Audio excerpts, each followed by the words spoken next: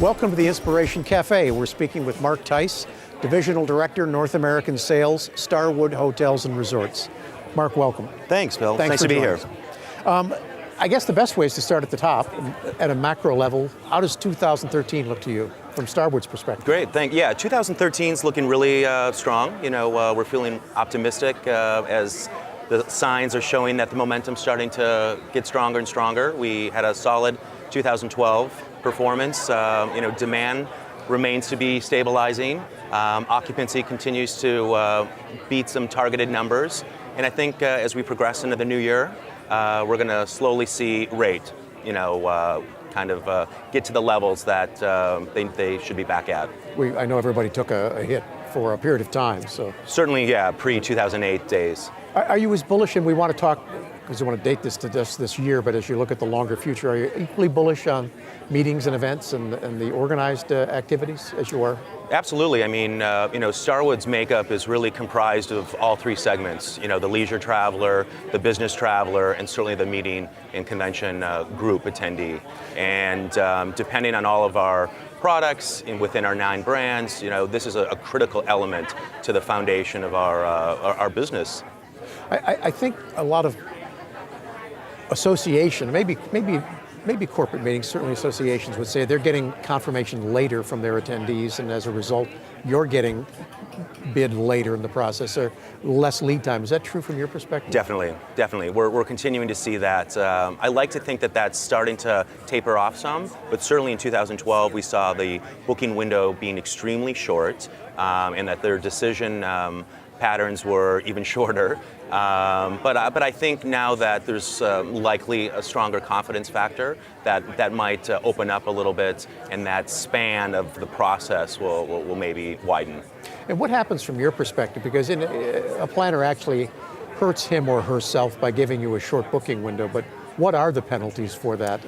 Well, I wouldn't call them penalties. If anything, it just might limit their options, because of availability. But on the same breath, there can also be that much more flexibility or nimbleness relative to what a hotel may or may not be able to do, knowing that it's closer in. Well, the extra time exactly actually pays benefits to the planner. But sometimes it may work out, sometimes it may not. They might have to look at a different destination than what might have been their first preference, or they might have to be a little more flexible on the pattern or the dates, and so forth. But hopefully, as you say, the booking window will start to get longer and get back to normal at some point. Exactly. Now, you have a curious and interesting perspective because you also look at the world, not just the U.S. I mean, are you equally bullish in terms of the global perspective for Starwood? Well, at Starwood, we consider ourselves a global company, and the way we are continuing to grow around the world and our footprint is globally. In fact, 10 years ago, 2/3 of Starwood's portfolio was in North America. Now, 56% of it is outside of North America, and 37% of that is in emerging markets. So we continue to grow at rapid pace, particularly in the emerging markets like China and India, and you're going to continue to see that in the years ahead. And I don't want to put you on the spot, but do you see any differences in the way the meeting and planning industry operates in different markets than the U.S.? Is it pretty much the same? No, I mean, at the end of the day, from a macro level, there's, if you look at the Forbes 500 companies, right. 10 years ago, the U.S. dominated with having more of those companies in North America. Now, Asia leads with more Forbes 500 companies than North America. So just by pure nature of where these companies are headquartered, kind of lends itself to the complexion and demands that they were going to have in their home continents. But knowing that, coupled with our North America-centric companies, how they are doing so much more broader business outside of North America, it only lends the reason for us to be equipped for their potential needs. It would seem almost that the planner should try to get the AV provider and the venue together as a 3-part group to talk about how we can accomplish something. Does that ever happen? It seems absolutely. Ideal. PSAV, for example, is a strategic partner of Starwood. They're a critical component of not only on the pre-sale side, but also then obviously the execution side. And that has a residual domino effect to ensure longer success with these customers and their longer loyalty. I mean, there's always the talk, ideally, of let's have a real partnership. Mm-hmm. But in some cases that exists, and I'm not trying to suggest shameless self-promotion for PSAV, but what would be the qualities of a partnership that you think are important with an AV provider?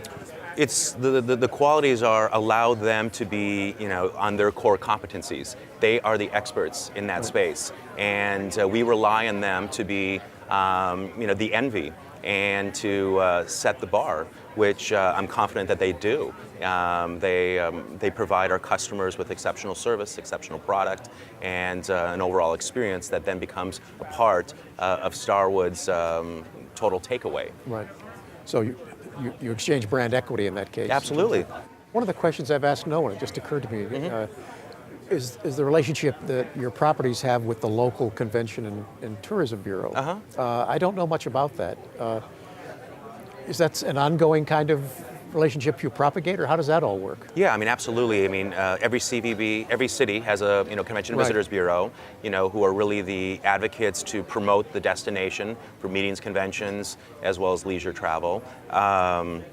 They're a critical part. I was going to say their role's quite important. Absolutely. Yeah, they're a critical part in kind of selling the destination at large, and then working with each of the hotels and each of the brands, and the hotel chains to hopefully win that for the destination. Is it your experience that you can get all these players together at one time to talk strategically, the AV provider, the CVB, the property, and say, look, we need to work together to either win a business, or after you get the business, make the experience? Yeah, no, absolutely. I think that's what really singles out the great bureaus, the great destinations, the great hotel companies, is where they really have a dynamic, fluid conversation and relationship with all the entities to bring it together. And I like to think in many, many cases, there's some great cities that are able to offer that, particularly those large citywides where, to your point, it's engaging multiple hotels, it's engaging multiple AV providers and transportation companies,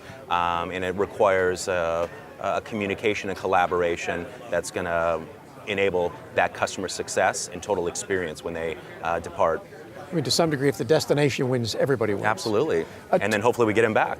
Last question, okay. Yeah. Mark, I got the camera turned and all the planners in the world are looking at you. Is there anything you'd like to say to planners in terms of making it, just state the case from the hotelier perspective, things they can do, one thing they can do to make your life better, or make the process better, or make their purchase better?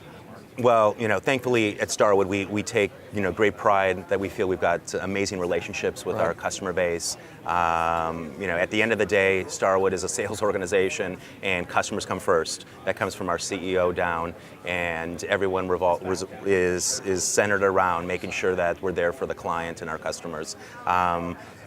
At the end, I think our customers are extremely thorough on providing us what they need. At the end of the day, I think it's up to us to just understand what are their true hot buttons, or what's going to be the distinctive difference where we can set us apart from the competition to continue to grow share and grow their loyalty. And to the extent they're clear with you what their needs are, absolutely, you're prepared to address exactly. them. Yeah. Great, perfect. Thanks. Mark, thanks so much for talking. All right, thanks. Appreciate it.